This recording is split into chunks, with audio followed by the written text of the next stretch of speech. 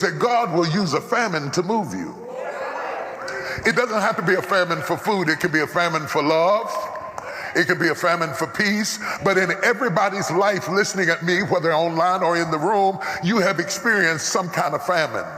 The famine of fatherhood, the famine of family, the famine of a mother's affection, the famine of a good job, the famine of a nice house. All of us have our famines. You might not be able to see it because we might dress nice and spray cologne over top of it, but all of us live with some level of famine in our lives. Famine makes you pray, and famine makes you seek God, and famine makes you cry out, and famine will make you move. And oftentimes, God will use famine as an instrument to force you out of your comfort zone. Move, you're going to die. How could you let me die and I'm a child of God? You didn't move. I told you to move. And when God tells you to move, you got to move. And don't act like God has failed you when you have failed to move. Jacob has told his sons, you will not defeat the famine looking at each other. Did you hear what I'm saying? Watch how Jacob handles the famine. Because my first point is the famine. And until you can deal with the famine, you will never get to better. Because the famine is a part of your journey. How you react to the famine determines whether you make it to the food. You've got to be aggressive. You can't just pray against the famine. You've got to do something. Jacob says you can't just pray against it. You can't just look at each other. You can't stay in the same spot and do the same things that you've always done and expect to get a different result, because we're in a famine and you've got to take action. And we don't understand that today. We don't understand the human requirement in the miracles of God. As much as we have read about the miracles of God, we walk away with praise to God, but absolve ourselves of human responsibility. As if God were going to act outside of human effort, when God has created us to be collaborative in the miraculous. Oh, I'm talking already.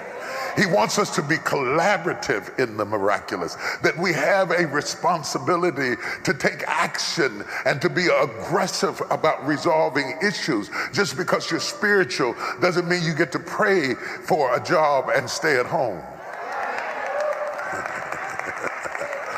I'm just going to pray. If the Lord wants me to have the job, he'll give me a job. I'm just going to watch TV and hit the remote control and believe God for better. You'll never get to better if you don't get on the road. You gotta get on the road in the middle of famine. They're traveling in the middle of a famine.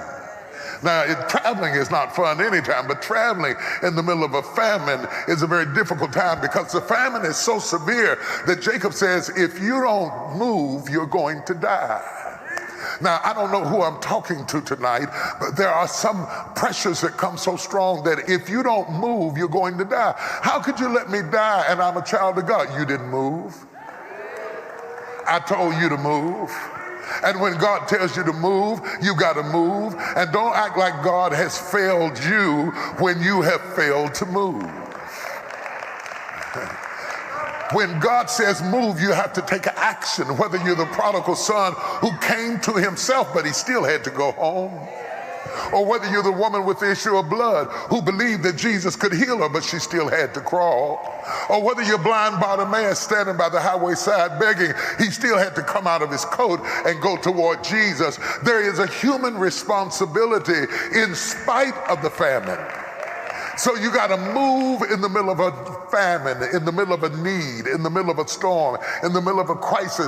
And he sends his boys to go from Canaan to Egypt because Jacob heard where there was food. Don't hate on people who have even when you don't have. Because he didn't hate on Egypt.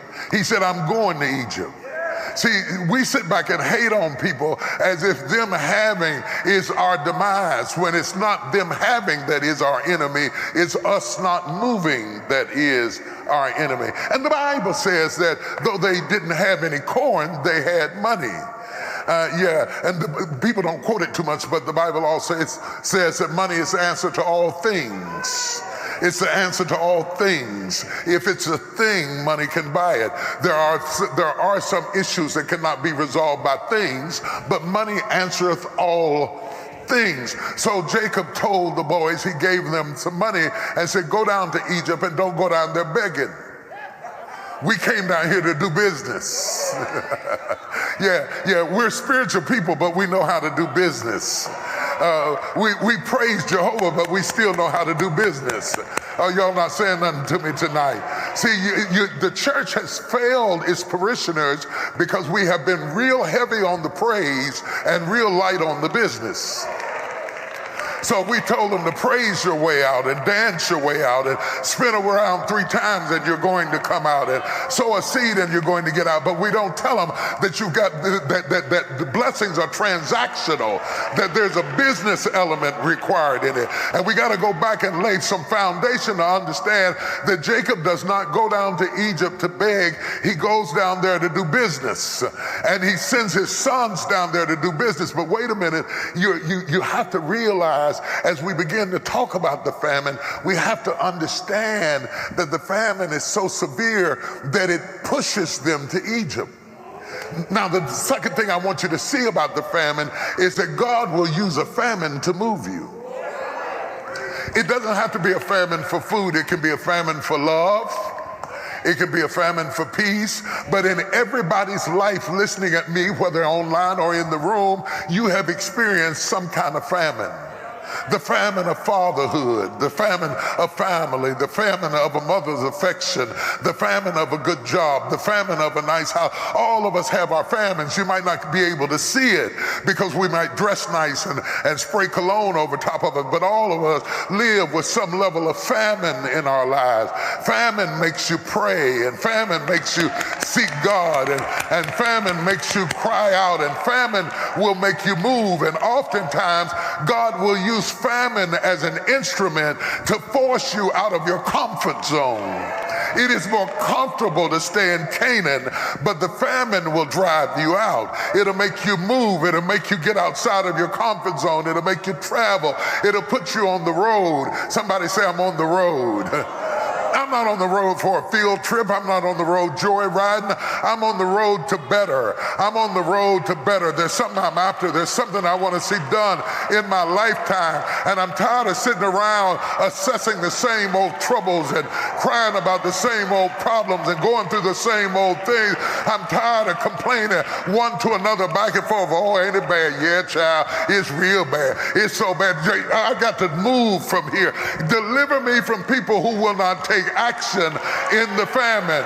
And God says action is required on you. You got to get on the road.